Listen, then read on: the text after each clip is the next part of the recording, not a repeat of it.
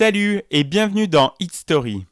En 1991, Mylène Farmer se retrouve 9 semaines numéro 1 des ventes de disques en France avec Désenchanté. Plongeons-nous dans les coulisses de ce titre, né dans la douleur et l'excitation. Depuis ses débuts dans la chanson, Mylène s'est créé un personnage mystérieux, inaccessible et adulé par des milliers de fans. Après le succès des 2 premiers albums et une première tournée, la chanteuse et son fidèle compositeur Laurent Boutonnat se remettent au travail en 90 pour le 3e album. Ils savent qu'ils sont attendus au tournant. Ils ont un peu de pression pour la création de ces nouvelles chansons. Pas de maquette pour Boutonnat. Il garde tout en tête.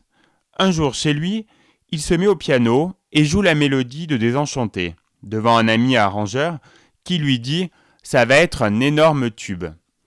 Comme tout le monde est excité par le titre, l'ambiance au studio pour l'enregistrement est très pesante. Désenchanté est enregistré 4 fois. Sur les 3 premières, Boutonnat n'est pas satisfait des arrangements. La 4e, dans un esprit plus groove, finira par le convaincre. Sur cette mélodie imparable, Mylène a écrit un texte sombre qui reflète son état d'esprit du moment.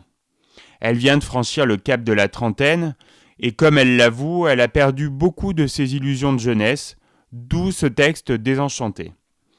Pour la promotion du titre, un clip de plus de 10 minutes est réalisé en Hongrie.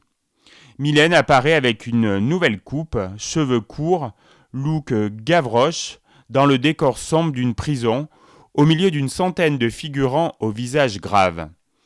Le single Désenchanté sort le 18 mars 1991, et atteint en 3 semaines la première place du top 50.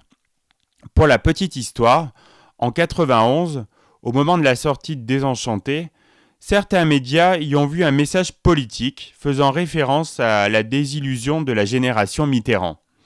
Il n'en est rien, car Mylène Farmer ne s'est jamais engagée politiquement. Elle confie d'ailleurs à l'époque « Cela n'implique que moi. Je ne dis pas que l'époque est désenchantée, mais que mon regard sur la vie l'est. Bref, vous l'aurez compris, le désenchantement de Mylène est plus baudelairien que mitterrandien. Je ne sais pas dans quel état d'esprit vous êtes aujourd'hui, mais pour tout le monde, ça sera Désenchanté.